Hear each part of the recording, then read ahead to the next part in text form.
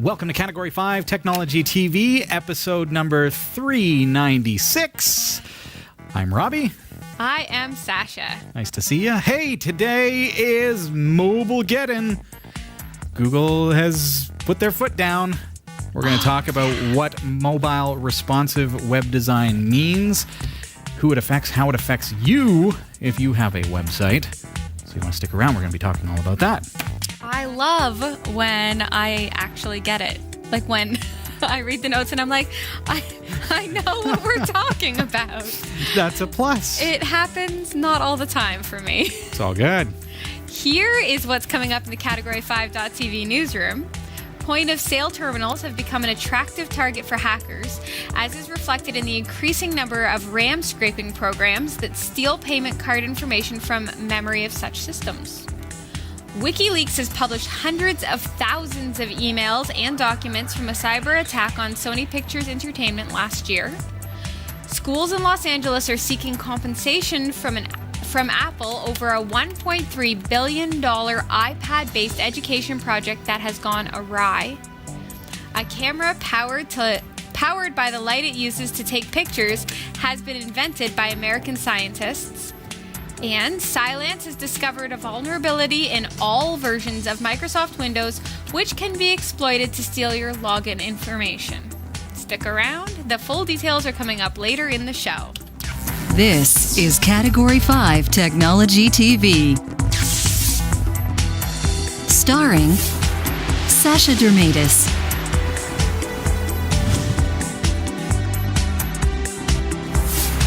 Hillary Rumble,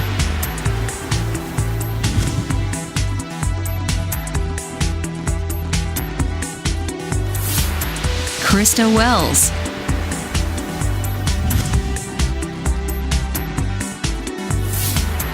Eric Kidd,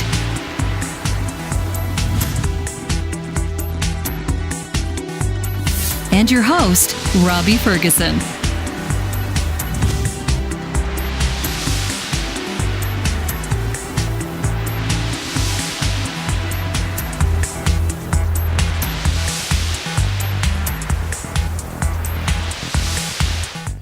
Welcome to Category 5 Technology TV. So nice to have you here, folks. Good to see so many familiar faces in our chat room. Yes, like Joe in New Hampshire. Yeah. And DJ Quad. Yeah. GWG. I hope your night is going well. Hey, look, Robbie Ferguson is in the chat room. Whoa. Crazy. He's there. I gotta all the say time. hi. Wow. Hi. Robbie. Yeah. Category 5.tv is a member of the Tech Podcast Network. You don't say. I do say. Oh. If it's tech, it's here. cat5.tv/TPN. I don't know this off by heart. And and the International Association of Internet Broadcasters, which is cat5.tv/IAIB. Happy birthday. It's my birthday today. Sasha's Yay! birthday. Mine and the Queen's. It doesn't end here, though. It is the birthday month. That's true. But hey. I feel like the Queen, though. I might choose to celebrate in June. I just saw that on the news. Can you receive like cake and ice cream by mail? Yes. Is that possible? Yeah. Yes. I would think it's worth a try. We have a P.O. box, We right? do have a P.O. box, yeah. I'll take it. The cash monies, too. I would not use the cash monies for cake, though. No. I would use it for a Roku. That is the Send her truth. a Roku. Happy birthday, Sasha. Here's a new Roku. Oh, we said it. Yeah, you just got 14 new Rokus. Yes. What are you going to do what? with that? I just got 14 new happy birthdays in the chat room. Thank you, Hooray. everybody. Yay! I'm a zillion and 4 years old. You'd never know it to look at you. I know. I just had my hairdresser dye all of the grays out. Yay! Well, hey, speaking of donations, I want to say thank you to everybody who has donated as of late. We appreciate that very, very much. We're working on upgrading our cameras here, and it's a bit of a stepping stone process because the technology is evolving and the ability to just jump right to what we inevitably want is very, very expensive. So we're taking these stepping stones, like using the D50-100 as you see us on tonight. It looks great. This is a DSLR camera that basically we've hacked. So the firmware has been replaced with a hacked firmware to turn a DSLR into a video camera. And it looks pretty great. So some donations have come in specifically to help us with the camera upgrades and the transition, and so we're well on our way to that, but there's a lot still to go. And in fact, Movie Buff was asking in the chat room just before the show about the new Micro from Blackmagic Design. And it is a beautiful little 4K camera that is, it's a studio camera. Okay. Kind of perfect for our needs because we looked at the Studio 4K and it's a little bit of overkill in that I think sometimes there are wasted money on some of these devices. So the Studio 4K has a 10-inch screen built into it. Well, why should we pay for a 10-inch screen when we're live on the air? We've got screens all around us. We don't need the screen. Right. So when they're bringing out, anyways, it's just been announced, but the Micro doesn't have a screen. It's strictly HDMI and SDI output, so we can just plug it into our server and we've got a 4K camera. That seems perfect. Really perfect, but quite pricey. They're cheap. I mean, they're $1,300 plus a lens. So when you compare to the price of a studio camera that used to be $20,000, $40,000, that's ridiculous. When you can get something now for $2,000. Kind of idea once you factor in the lens and whatever else. So that's pretty cool. So stepping stones to get there. If you would like to throw something our way, if you're able to, we really appreciate that. I've put together a new way to donate. You can go to cat5.tv/c, or just you can actually go to donate.category5.tv now, and you can actually select how you want that money to be used in order to allocate it to specific shows. If you want to support Sasha's show, Try It, Buy It. The Newsroom with Sasha Dermatis, for example, we're looking to upgrade her camera because you're using a webcam right now. Right. But it's nice because it kind of fuzzes me out a little. I like it. But the background is crystal clear and you're just a little bit fuzzy. Yeah. So no fine lines or wrinkles. Replacing that with a D50-100 would be perfect. Probably for the best. Now, if people go on and click the affiliate links and buy things like on Amazon, sure, then a little bit of that money kicks back to us. Yeah, that's as well, a great right? way to support the show. We get between 4 and 6% of the sale is kicked back from Amazon, so you can go right through category5.tv and you can click on support us and our affiliate links. And as Sasha says, it's a great way to support us, and we appreciate everybody who's been doing that. That is really making a difference as well, because if you're going to shop anyways, and people are doing that, you're using it with everyday things, not just big purchases, and I really appreciate that, and it's really going to go a long way with the show. Yeah, though I bought some gifts for my sister from the affiliate links. That's cool. It was nice. I liked it. I got my stuff right to the door, didn't have to look around in the store. I'm new to online shopping, so for me it's the little things. Oh, yeah. And how's that been as far as the experience goes? You're really entering online shopping kind of late here, Sasha. And I'm yet to be on Twitter also. But I like it. I feel like I'm cheating somehow. Like, I feel like it's weird. I did Christmas shopping on Amazon, and it was brilliant. But, yeah, I mean, a lot of my purchases that I have coming up for my new show will be through Amazon, right? Because it makes sense to try it, buy it, and you have to be able to buy it on Amazon so that we can link it through. So I'm new to it. I like it. I feel like I might be overspending because I get online and I love everything I see. But you're using our affiliate link, right? So that's okay. Beautiful. Just put that bug in your ears. There Nice. you go. Speaking of great other shows that we have, now this is Category 5 Technology TV, and as you know, we've always had a vision of expanding. So Sasha's got her 2 other shows, the Newsroom with the Category 5.tv Newsroom with Sasha Dermatis, and then Try It, Buy It as well, which has had its pilot, and we are working on other episodes as well. We've got the show is starting on May 23rd. It has been announced, so here's our official announcement. You're going to be able to enjoy that. We're going to talk more about broadcasting and how you can create a webcast and do all the things that are needed in order to do what we do, for example. So you'll learn all kinds of interesting things. Certainly if you're into webcasting, or if you've got something that you want to be able to broadcast on the web, that's going to be a show for you. And this past Friday, we launched New Every Day, a new talk show with Carrie Webb. She is a former co-host on Technology TV, and she's joined by Jen Wagar. And that is going very well. We appreciate everybody's support. You can find out more about their show at neweveryday.tv, and make sure you show your support to them as well. And say hi, welcome Carrie back to the Category 5 family, and welcome Jen to the family as well. It's really exciting to be expanding. She's the original co-host. She was the first co-host on the show many years ago. So she was here seasons 1 and 2, and so now here we are in kind of the mid-late season 8. So to give you an idea. So it's nice to have her back on the network, and you'll notice if you're watching on Roku tonight, there have been some changes on our Roku channel, updates to accommodate the fact that we're migrating more toward a television network as opposed to just a TV show. So that's exciting as well. So we hope that you enjoy the changes there and the ability to check out more shows and more content from Category 5. And then we've got our nature show. I'm excited about that. Nature, that's your show. Yeah. It's Nature Sounds of Ontario, Canada, and that is really going to be picking up this spring because I'm going to be. I've got everything planned out. We've got the gear, we've got the rig. We're going to be heading out into the wilderness. If you weren't working all day long today, like all day long until just before the show started, you could have been outside getting an entire year's worth of nature sounds in one day. Today in Ontario, it hailed. And it kind of light snowed, and it sleeted, and it rained, and then it was sunny, and it was really windy. So that's a lot. Welcome to Ontario, Canada. That covers a lot of the weather patterns of the entire year. It's just that crazy time of year. Yeah. So should we get into it? Mobile sites. Yes. Well, today is Mobilegeddon, as you may or may not be aware. If you have a website, it's important for you to understand what this means to you, and so that's kind of what we're going to cover tonight.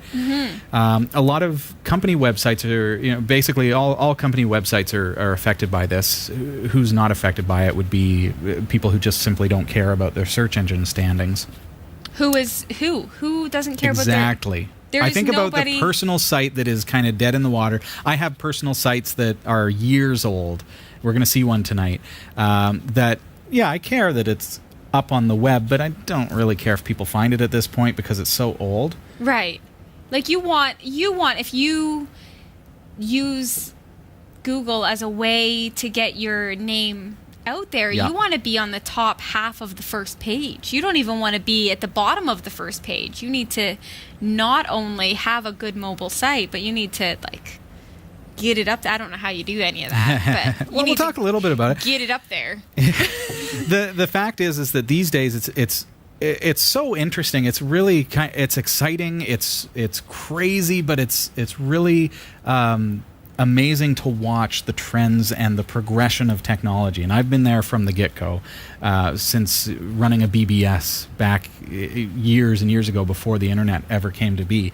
And seeing all of a sudden now, we're starting to develop color graphics for BBSs, and that's when the internet came out. So now we can actually put GIF images up, and they were 16 colors, and now we've got the ability to be seen around the world, and it was this whole expansion. So now, to be seeing everything transitioning even more so with the technology that you use to access this medium is pretty amazing. I think that's largely driven by multimedia in a lot of ways. It's driven by portability and the constantly shrinking hardware. We went through that phase where PCs were getting bigger and bigger and bigger, and the bigger the screen, the better. I remember my brother having the big 21-inch CRT monitor on his desk, and I had 3 monitors around me, and there was no room for paper. And then we shrunk down to now it's something in your pocket or even on your wrist. There's the new watches. No, nobody does that, do they? People do that. Look at this. This one. This is awesome. This is my new Fitbit that I got for my birthday. It's, it's a small piece of technology, but it's a huge game changer for my lifestyle. And what does it connect to? It connects to my smartphone. Right. Which is your computer. Which is that's my computer. That's the transition. That is true. Just thinking back, and maybe you've grown up with it. Maybe this is nothing's new to you, but I must feel a little bit like the grandparent who saw television invented and then saw color television come to be, right? That's kind of, and that's sad because now I'm starting to say when I was your age, we're at that point. Is it easy to change your website to a mobile site? Like, is it something where you just have to... It's not necessarily easy. Is it a whole new site that you have to program? Like, are there people that Could have be. to... Yeah, we're going to look at 3 different types of websites tonight. Right. And how you can make your website be mobile ready so that you're not affected by this. Fact is I was working on a website for a customer, and we were doing some Google AdWords and doing some advertising with Google. And this particular customer, we monitor, as I always do, and monitor the AdWords account, see how things are going, see how people are finding their website. And I was a little, just being a bit old school, I was a little bit shocked to find that 65% of their search engine results were people on their phone. 65%. That makes sense to me. So Google now has said, okay, if 65% of people are using Google on their phones and searching for you on their phones, we don't want to serve results on their phones that are not going to work on their phones. So Google has seriously just put their foot down and said, okay, if you are not mobile friendly, we're going to cut you out of our results. Plain and simple. Is that fair? Is it fair? Is it okay? Is it cool? Like, I kind of like it as a user. Sure. Right? Like, I like that no matter what I click on now, it's going to be easy to navigate. And I'm not going to have to scroll over, like, half a mile to click whatever it is I need to click. But, like, if it was my company and I worked really hard to get up into the top search results only to have it taken from me. Yeah. I mean, I guess it was fair warning, but what if I'm not savvy? Well, I'm not. What if I didn't know Robbie? Sure, it hurts the company that just got a website made 2 years ago.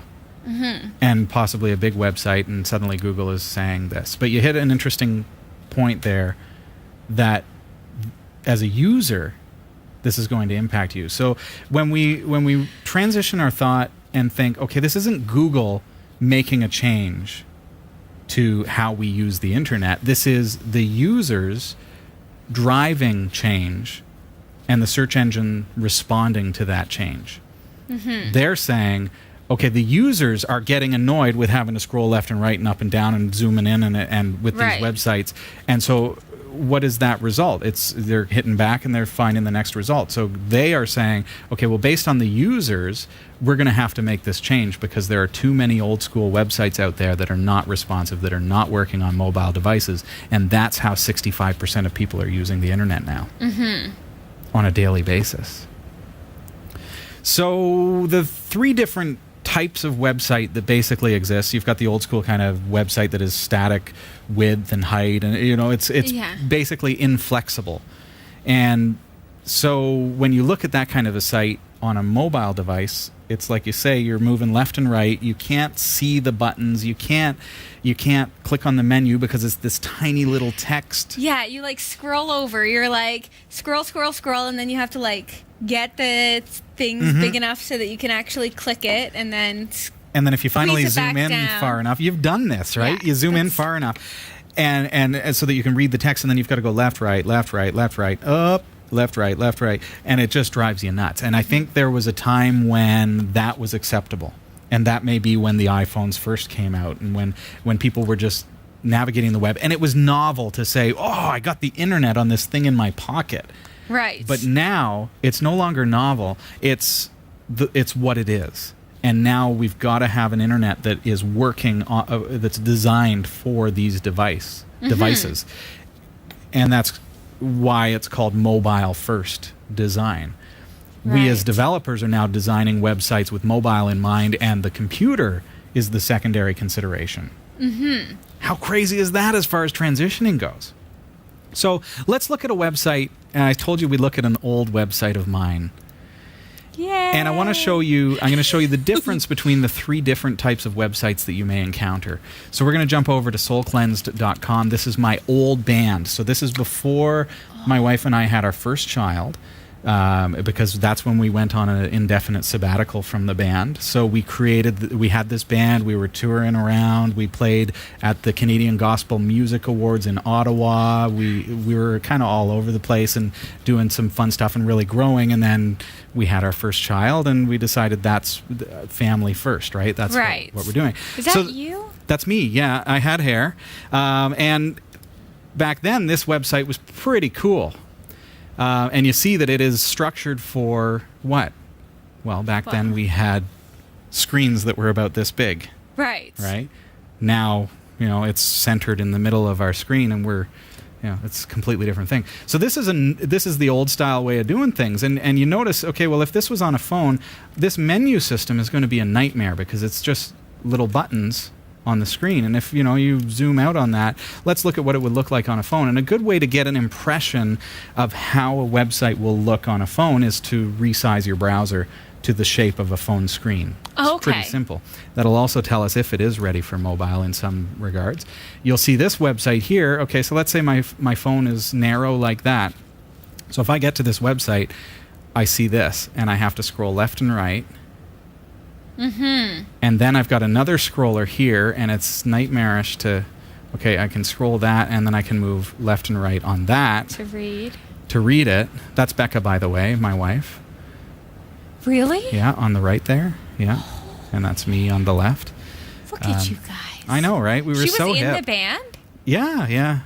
When you said we, I didn't actually expect that Becca was also in the band. Yeah, of course. Does she sing? She sings, she raps. I have never incredible. Heard her sing. She's amazing. Becca, if you're listening, watch. Of course you are. Well, now you know the website address. So you can go and you can download the CD. It's free. So no way. Yeah, there you go. So looking at that, you see the website would be a nightmare on a phone, right? And I'm not ashamed to admit that. Why am I not ashamed to admit that? Because it's old. And I don't really care at this point. I like that it's like I said, I like that it's still up. Because it's a bit of my history. But I'm not going to redesign a website from 15 years ago kind of thing, right? So that's the experience. And if you're on your phone, you're probably going to do stuff like zooming in. And what that kind of looks like, because I can't read that text on my phone, right? Right. So I'm going to zoom in. And then once I've zoomed in, it starts to look kind of like this.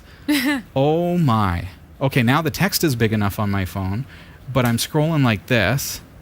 Oh, goodness. And I'm going up and down, and all right, here we go. Oh, there, okay.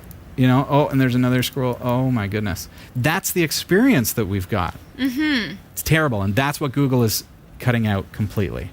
All right? So my website will still work on a computer.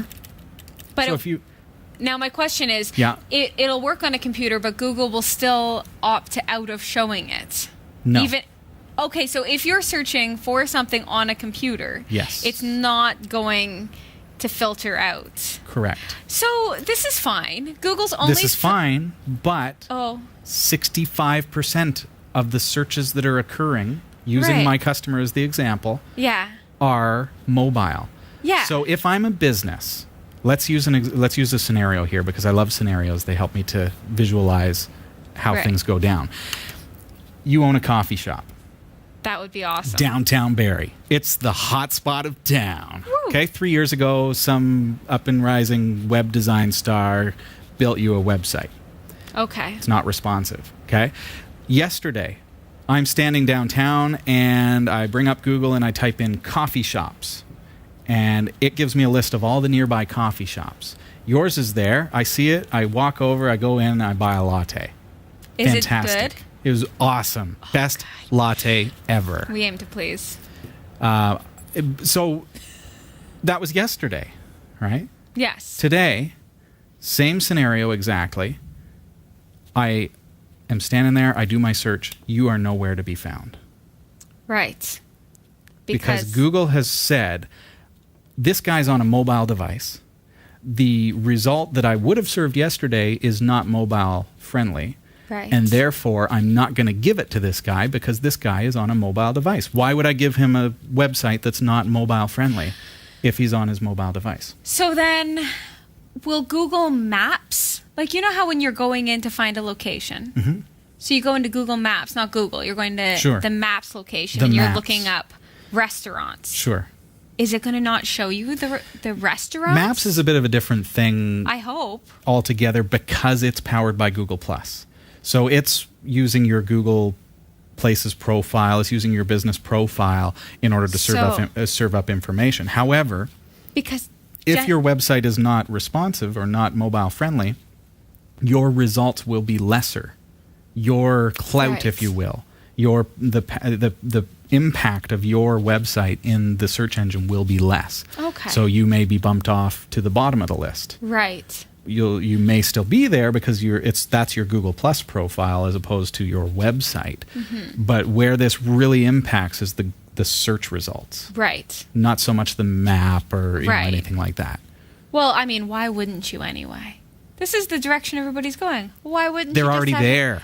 Yes. And that's what I mean by, is it Google doing this or did the user? You need to have a site that can be read on a smartwatch now. It's coming. Okay. Scary Sorry. thing. Second type of website that's out there, and this is kind of the workaround that every web designer used for the longest time because there was no such thing as responsive web design, and that is a mobile website. Mm-hmm. So Category 5 is a good example of that because our website has been around for a long time. We've been on the air since 2007, and in order to accommodate mobile users, you'll notice if you bring up our website on a mobile phone, it will automatically redirect your website bringing up-ness, whatever. It's going to bring up a different result. website. You're not going to see the same website as you do on the computer. It's a totally different website. It's built specifically for mobile. Okay. So that's a different way of doing it. The disadvantage there is that we don't have the same content on our mobile site as we do on our main website. If I add something as a business, let's not think of this in terms of Category 5, but instead as a business, if I add something to my website and it doesn't get added to the mobile site, then all of a sudden there's a breakdown of the information. If my phone Right. number changes and I forget to change the mobile site, they're two different sites. But it's acceptable because it makes it so that my site works on a mobile phone and a computer, or a smartphone or a tablet or whatever it may be. So it's an acceptable solution, but it's not the ideal solution. The third method is called responsive design, and you've probably heard the term. But we're going to touch on that. It's actually time for the news, but we're going to talk about it just after our news break. And Guess I'll head on over to the yeah, newsroom. you work your way over. You stick around because we're going to be talking all about responsive design, how that is applicable to you, possibly as a business owner, a blogger, somebody who's going to be working on websites. If you're building a website, you need to know this stuff. So stick around. Over to the newsroom. Here's Sasha Dermatis. It's Tuesday, April 21st, 2015, and here are the stories we're covering this week.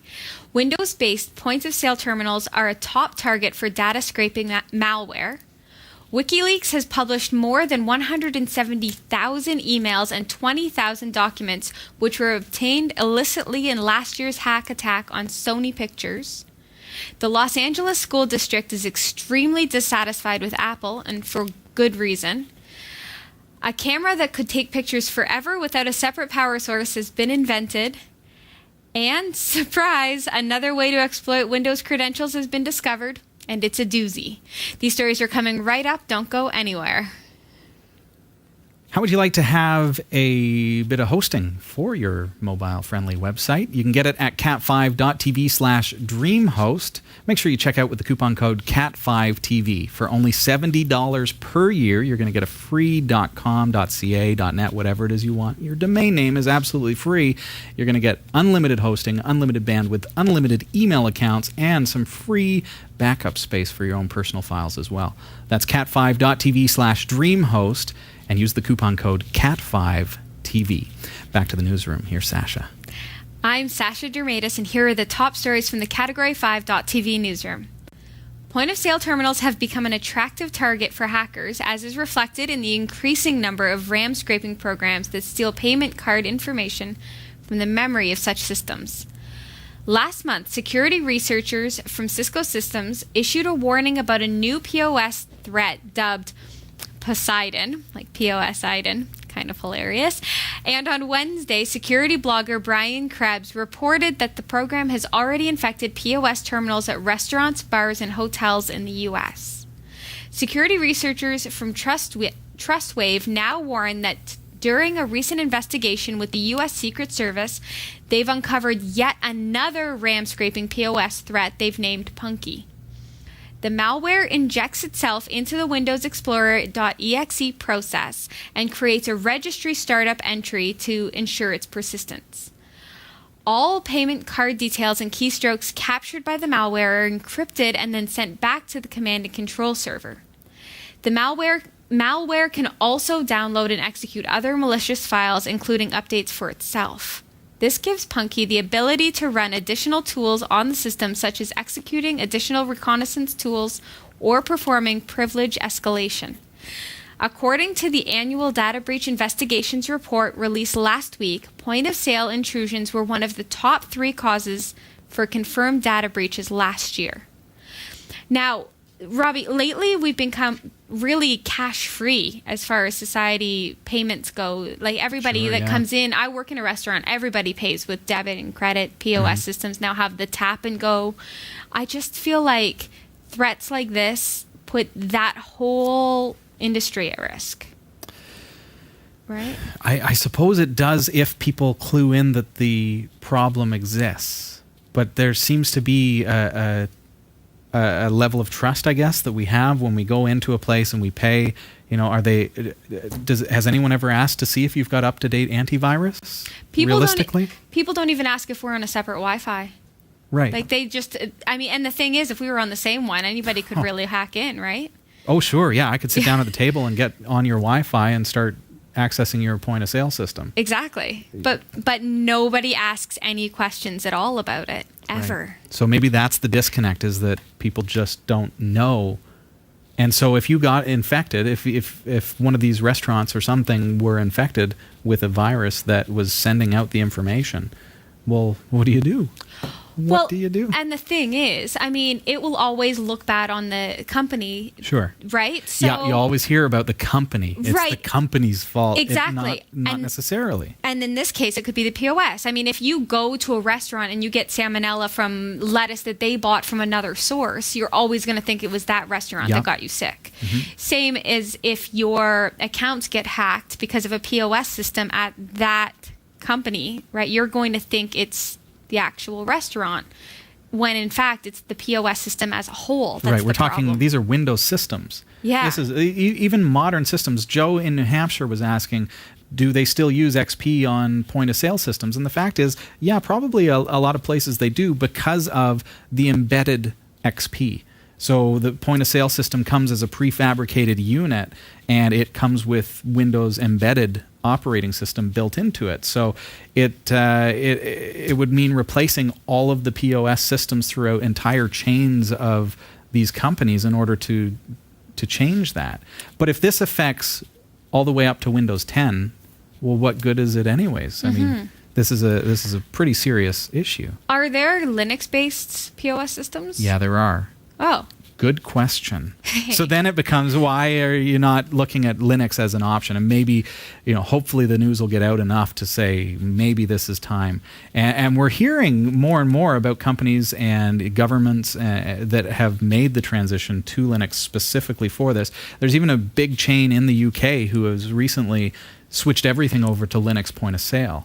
And so it is absolutely possible and probably advisable as well. Not to say that Linux doesn't have exploits as well, but it's going to be a lot less common. It's going to be a lot less impact and quicker patches and turnaround. These are problems that have existed in Windows since years ago, and they still haven't been patched.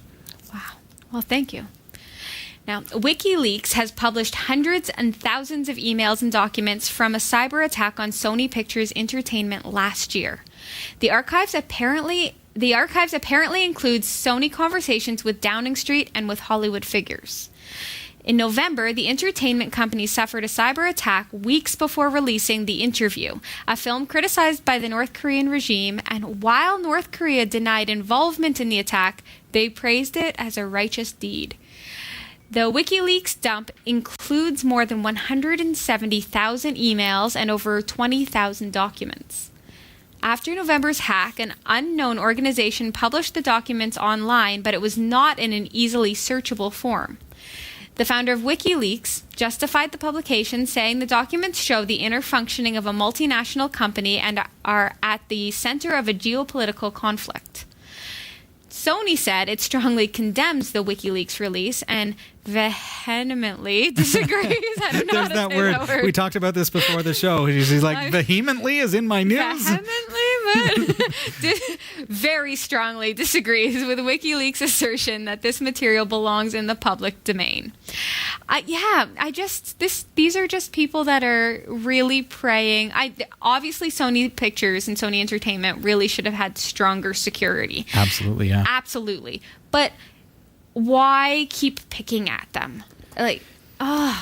Here's a fact. We've talked about it before. Email is not a secure method to transmit confidential information. Go to my blog, baldnerd.com. It is on there. I posted a blog entry last month that talks all about why you should never share your credit card information, for example, over email. And if they want to assume that email is a confidential means of communication, they're kidding themselves. So I don't condone or endorse anyone hacking someone's email and exposing them. But if you make the mistake of trusting email as a secure medium, then you really are asking for trouble, because it's a publicly accessible medium. That information can be intercepted and at any time. Right. And so don't kid yourself. It's not a safe way to store stuff. Yeah. So there's two sides to it, I think, but not that what WikiLeaks has done or what the hackers have done is okay. Yeah, WikiLeaks it's not nice what they did, but they did something that really anybody could do. Yeah. Given the fact that Sony had no security at all. Yeah, practically. All right. Schools in Los Angeles are seeking compensation from Apple over a $1.3 billion iPad-based education project that has gone awry. They have sent letters to Apple and its project partners seeking refunds. The project began 2 years ago and aimed to give iPads and other computers to about 650,000 students. It hit problems when students were able to bypass security systems on the tablets, and also because the computer-based curriculum was incomplete. The scheme was intended to be a way for poorer pupils to keep up with the wealthier peers who already enjoyed access to the tablets and other computer-based study aids. The LA School District initially bought 43,261 iPads loaded with math and English curriculum designed by educational and training firm Pearson. A further 77,000 iPads were bought to be used in standardized tests. Teachers, school heads, and administrators were also expected to use the gadgets to improve lessons and the way school was run. But in last week's letter from lawyers acting on behalf of the school district, it read, while Apple and Pearson promised a state-of-the-art technological solution, they have yet to deliver it. They are also believed to be considering legal action against the two main suppliers. In addition, the schools have cut ties with the firms and do not want them to be involved with any future developments. The superintendent in charge of the LA School District, who drew up and oversaw the costly program, resigned after the problem with the scheme came to light. The Pearson-Apple deal was one part of a $1.3 billion program. Wow. So, I mean, I guess what it seems to me has happened is only a little bit has come through. I mean, I guess these kids did actually receive tablets. Sure, but they're 2 years old, so they're already obsolete. These are Apple tablets. Yes. Ba-dum-bum. They gave these poor children, like really actually the poor children, old obsolete tablets with incomplete curriculums, but the ability to bypass any security systems. So really they've just created like a gang of just Like, That hurts. I guess there's nothing you can do on these things. Hopefully, obviously, the kids didn't have to pay for them themselves. Hopefully, they don't have to give them back, because that's mean too. But they're not being used for school curriculum if there was no curriculum on them. Seems weird. Seems like, why not finish a project before you actually launch it? That pains me. I would hate to be the guy who pushed and pushed and pushed for this deal to go through, and then Apple didn't hold up their end of the bargain and really let down the school board, and then the guy ended up resigning. I know. It seems unlike Apple, though. To be honest, Apple is all about, like, looking good in the face of the media, right? Like, they want to look as great as possible. So I guess you think they're that all hipsters, but giving iPads to, like, inner city children seems like it would be a great idea. Yeah. I don't know how they dropped the ball on this. Sad. Should have given them Linux. A camera powered by the light it uses to take pictures has been invented by American scientists. The camera generates power by converting some of the light falling onto its sensor into electricity that is then used to take a snap. Theoretically, the self-powered device could take a picture every second forever. wow. That's awesome. The camera's creators are now refining the device and are looking into ways to commercialize the technology. Refining so it doesn't look creepy, as does the really picture behind does. my head. Yeah. The prototype sensor grid is just 30 by 40 pixels in size and currently takes grainy black and white images that look like ghosts. To demonstrate its abilities, Professor Nair and colleagues used their self-powered camera to shoot a short film. Professor Nair says that the next step in development is to make a self-powered solid-state image with sensors, solid-state image sensor with many more pixels that could then be used to produce a standalone camera that could be used anywhere. The self-powering sensor could also be used to lower power consumption needs of smartphones and other gadgets, he said. Or, when not being used to take pictures, it could function as a built-in power generator. So this technology is beyond just camera use. Think about it. I mean, if you could use something that converts light into electricity, then, well, that's solar power, right? You could just walk around with your phone and it would charge in the sun, right? That sounds like, I mean, I don't personally know what kind of uses this would have, but it sounds like a pretty neat use of technology, I guess. I love it. Yeah. I don't know. It's like the Phoenix and the what is it? I don't even know. I don't know, but I think if they could get a higher resolution and get a really good image out of that, think of a surveillance camera or something like that, or because you can basically put it anywhere. And I guess that's kind of creepy now that I say it out loud and realize that, okay, You've become super one of spies them. might use this. But I think about how hard it is, even here at the studio, to run cables, and how we had to go through concrete and stuff like that to put cameras in. So, maybe that would be a way to power them and make it... I think it's so... cool. It's mind-boggling. Like, it takes a picture... and the flash gives it enough power to take another picture. Yeah. So as long as the light bulb doesn't burn out, you're fine. There you go. Light bulbs. They only generate really creepy little 30 pixels of light. I like it. Cylance is the first predictive cyber threat security company that taps into the power of artificial intelligence to stop malware. They revealed yesterday that their Spear security research team discovered a vulnerability in all versions of Microsoft Windows. The vulnerability can be exploited to steal sensitive login credentials in stealthy attacks. Cylance identified 31 software packages that can be abused to leak login credentials using this vulnerability, which is dubbed Redirect to SMB. They include some of the world's most popular applications: Adobe Reader, Apple QuickTime, and Apple Software Update for iTunes, Box's Sync Client, Symantec's Norton Security Scan, and Microsoft Internet Explorer 11, Excel 2010, and Windows Media Player. There's nothing that's not on this list. But isn't it ironic that the very security software that some people have installed to protect themselves is what is opening them up to this exploit? I feel like this has been the conspiracy theory I always thought. Like, Norton causes viruses is what I always thought. Yeah. The vulnerability is an extension of one discovered in 1997, which is still not defended against by default. Redirect to S megabytes works by tricking applications into allowing the Windows operating systems to authenticate with a hacker-controlled server, enabling an attacker to take a victim's login credentials, including encrypted passwords. Yet again, for the win, Windows. Awesome job. 1997. Sarcasm.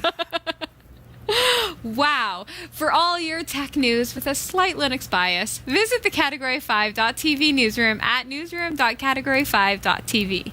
For the Category5.tv newsroom, I'm Sasha Dermatis. Thank you, Sasha. This is Category 5 Technology TV. Welcome to the show. Today is Mobilegeddon. And basically that marks that starting today, Google is penalizing websites that are not mobile friendly by dropping their results on mobile devices. Makes sense, right? Yes. I said we're going to look at the third option, that is responsive design websites. Correct. Can you guess what responsive means? We've talked about mobile websites, and Andy1702 in the chat room says they drive me nuts. The Mobile responsive sites drive Andy nuts. Okay. Because you go to a website on your computer, and this is Category 5 all the way right now, but don't worry, we're changing, we're upgrading, so you don't have to worry about it. You go to a website on your computer and you bring it up and you say, oh, that would be really great to do on my phone. So then you bring up the website on your phone and it's a completely different website with different features. Right. So Andy's comment, of course, is I was on my computer, got into the chat room okay, thought I'd bring up the chat room on my phone, so I went to the website, it redirected me to the mobile site, and there's no chat room. That would drive me nuts. Mm-hmm. And that's an unfortunate side effect of mobile sites versus responsive design. Responsive design, sorry, I interrupted, but I feel like guesses? You might have interrupted yourself because I never actually had a guess. You were like, I feel like responsive design would be one that would, in my mind, read the size of your screen and then adapt. There you go. Is that right? Got it. Adaptation is what it's all about. So restructuring of the content on the page in order to match the screen size of the device. So if I'm on a computer, it fills the screen. If I'm on a phone, it fills the screen. There's no scrolling left and right. There's no having to zoom in or move around that way. Seems sort of perfect. Seems kind of great. So let's take a look at a mobile responsive website so that I can show you the difference. Now, you remember we were looking at this old school website, and when I switched to mobile size, it's a nightmare. Let's look at one of our partners here, froggy.ca. Make sure if you need any kind of alarm system or they do our security, vac, right? They do, yeah, and they provide everything from wiring to central vac to security monitoring, all that stuff. You can find it at froggy.ca. And this is a good example of a mobile responsive website. So you see on their website, here it is on my computer. It looks great. The guy's pointing at me. You know he's serious. Okay, so I met the guy from Froggy. Yeah. And he was awesome. Can't remember. Anthony. Yes. Anthony is awesome. He's a great guy. Anthony did not look like Men in Black. No. He's cool. He's cool, but this guy looks... He's intimidating. Like he is besties with Will Smith. Wow. It's the intimidation factor. But you can see the site itself functions great. It fills my screen. Here's the menu. I'm purposefully hovering over the menu so you can see how this works, right? And I can scroll up and down. There's no left and right scrolling or anything like that. It's great. What happens then if I change to a mobile size? So let's say I bring this up on my phone. Yes. Here's where responsive design excels. You'll notice I'm not going to change web addresses or anything like that. I'm still on the exact same website. Let's change the browser. And what happens? The menu becomes one that is going to work with a mobile device. Right? Right. The site itself has been rescaled and restructured in order to be entirely vertical scrolling, no horizontal scrolling, no having to zoom in. The text is the right size. I don't have to zoom in on it to figure out, how to get around. Let's navigate the site a little bit. Look at how great that looks. So this is on a mobile device. So watch what happens with responsive design. Okay. As I resize the browser, I'm going to do it in little steps. So say a tablet. yeah. Say a tablet, right? So you notice it's now going to fit a tablet. And keep going. Keep going. Keep going. Watch the menu. Crazy. Right? Watch the menu up at the top right there. I'm not sure when it happens here on Anthony's site. There it goes. See that? So it just became a desktop site automatically. The content is exactly the same, but my menu has now changed to this desktop site. Huh. How cool is that? That's cool. How do you get that? That's modern design. That's how things, Right. and that's why it seems so unfair to the guy that got his company website redone 2-3 years ago, when this kind of technology was up and coming and not widely used, at least not Right. to the degree it is now. These days, for example, I don't code any websites that are not responsive. Okay. Plain and simple. That's what I do professionally, is web design. So that's how you get it done. You just call Robbie. Yeah, there you go. Call a web designer. Things like WordPress, for example, it's pretty easy to change out your template. So that's really nice because you can change to a responsive design template, for example. So that's great. If you've got a custom site, for example, category5.tv, here's where we fall short because our site is so huge and so customized that redesigning as a responsive site is a very large undertaking. So that's Right. why we're a little slow to the action, but we're still safe as far as it goes because we've got that mobile site. So Google still says we're mobile friendly. I don't like it. Andy 1702 doesn't like Really it, doesn't like it. but it at least keeps us at the top of Google, right? So we're working on that. But so just so that you understand a little bit about what Google is looking for. So if you've already got a business website or a personal website, maybe you've been blogging, maybe you've built something in the past and you want to know, what is Google thinking about this website? Well, what you can do, go to cat5.tv/responsive. I'm going to bring up my web browser here. Responsive. Just like that. Hit enter. And that's going to redirect to a Google site that is a mobile-friendly test. So now if I go soulcleansed.com, the first one that we looked at, and analyze that, it will zip through that website and it will tell me whether or not soulcleansed.com is mobile friendly. It's going to say no. I'm guessing it's going to say no. Right. If Google has any accuracy whatsoever, usually they're pretty good with their algorithms. 80%, 82%. Although I have to say, how long ago was Soul Cleansed? Like, wow. you guys look so 2007 was young. our last CD. Wow. So, yeah, we were quite a bit younger then. Yeah. Goodness gracious. Mm-hmm. So that's scanned and it says not mobile friendly. There it is. That's what it looks like on a phone. Could you imagine? Oh my goodness. How mad Try to would read that that. make? Oh, you would go nuts. Yes. I am not ashamed to admit it. My website will drive you nuts. Wowzers. So punching in instead category5.tv, interestingly enough, it's going to scan and it's, let's see here, category5.tv, analyze. And it's going to scan, but because there is a redirect there that detects, this is a mobile device, it is going to say, awesome, this page is mobile friendly. Well, why is that? Let's go to category5.tv. And you see our website. That's what it is on a desktop computer, not responsive. Okay, go back to the mobile friendly test, and you notice it's a completely different site because it has redirected to our mobile website. There you have it. So that's the difference. So that tool, cat5.tv/responsive, is provided by Google to help you to know whether or not your website needs work and whether it's going to function on mobile devices, if it's going to get docked in the search engine. DJ Quad wants to know whether or not you think modern WordPress themes like Avada with responsiveness is good enough.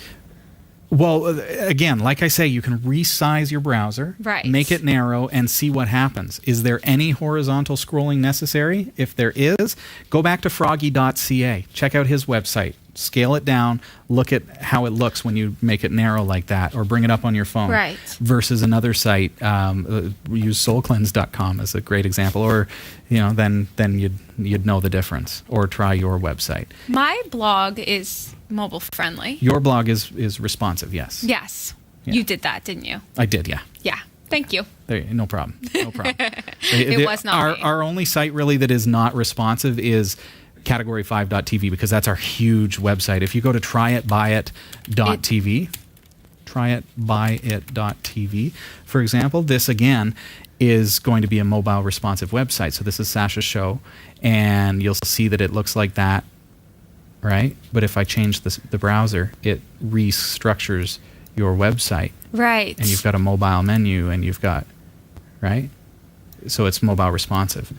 So, yeah. That is a fun show. That's how it goes. It's a great show. Check it out. So I think to wrap up tonight, if you own a company, if you run a company, if you run a website for a company, and you've ever thought, I don't really need a mobile-friendly website, the fact is you're going to be shocked when you realize that 65% of your Google web traffic has just disappeared. Wow. 65%. So that is a freakishly high number. Yeah. That's but where we're at, folks. It does make sense. That's where we're at. So if you're hiring web designers, feel free to talk to me, but look for someone who does responsive web design. That's really where you want to be right now. Mm-hmm. This is Category 5 Technology TV. Welcome to the show. My name's Robbie Ferguson. Mine is Sasha Dermatis. There she is. Here I am. We must have viewer questions that have come in. We do have Sweet. viewer questions. Okay, this is a comment from LJ Sam. Hey, LJ Sam. I just upgraded to an SSD and wanted my home folder on the mechanical drive. I had to make a few adjustments along the way, but the tutorial from episode 337 was accurate and very well done. Wonderful. That's the episode where you and I talked about moving your home folder onto a separate drive. Yes. 337. 337. I remember it like it was yesterday. Like some of the others, I had a hard That's time another thing finding... old people say. I'm old today. Finding a solution. Thanks very much and keep up the good work. Hey, I'm so very pleased that we were able to help. And you see, that's what's cool about Category 5. What's interesting about our show, our broadcast, and the fact that the site is so vast is that you are watching a show 337. And this is episode 396. Wow. Right? And so that just to give you some ideas to the spacing, because we're one a week, right? So you're watching something that's old as far as our standards go. Right, that's true. Okay, do we have time for more? Sure. Okay. This is Blythe55. Great show on backups, but what if you wanted to switch to a new program? What if I wanted to switch to a new program for my backups? Is there any way to start a new backup with the same data already on the source and destination drive, or do you need to delete everything on the destination drive and then recopy and sync over everything again? Right. Okay. Well, on our episode about backups, let's see. I want to give you the episode number so that you know where to look, because that was recently, and that's why we're receiving on World Backup Day, March 31st. Right. Episode number 393. We talked about. It looks like they watched it though. Great show on backups. Very cool. But the question it becomes, okay, well, if I use Duplicati to run my backup, can I then back up that backup with something else? Can I continue to do the backup with a different product? I think that's what you're asking. Duplicati, as demonstrated, we're using encryption. So we were encrypting the backup so that, for example, if I moved that backup or copied that backup to an external drive and took it with me off-site, if someone got it, they couldn't access the data because it's encrypted. Right. So similarly, your other backup software may not be able to jive with that backup. Okay. That's okay. I mean, think about the days when you used to have your email in an email application, and what would happen if you needed to move onto a new computer, a new application. You would take the file, like a PST file, for example, on Outlook, and move it over, and then you would just have two PST files maybe. So similarly, you'd have the old backup, right? And you've got the new backup, and that's okay. You don't necessarily need to delete it. I would never delete a backup until I have confirmed that I have replaced it. Mm-hmm. That's like not quitting your job until you have a new job. That's kind of it. But backups are even more important than jobs. Yes. You can get more jobs. You can't get more family Pictures. photos and stuff like that. So just be cautious. Always have 2 to 3 to 5 to 20 copies of everything. And that's where you want to be at. I keep 5 or 6 copies of everything that is important to me. And I keep them at various points on the earth. I just discovered the cloud. Really? Yes. Nice. I have stuff now on the cloud. Wonderful. Well done. Yep. That's a starting place for sure. I know. We'll talk about that sometime. But for tonight, we're right out of time. Can't believe it. It flies by, doesn't it? Have a wonderful week. I hope you enjoyed the show. Sasha, thanks for coming in on your birthday. Thanks. There's no What a I'd trooper, rather eh? be. I'm like, do you want the night off? No. No, I got to see everybody. my birthday's only on a Tuesday once every 7 years or something. So Something like that. I don't know. We don't understand time. I have no clue what I said was true or not. Every 14 years. It depends on the So- positioning of the sun. Something. Yeah. Depends if I'm in Australia or something. Anyway, have a great week. See you, everybody. We hope you enjoyed the show.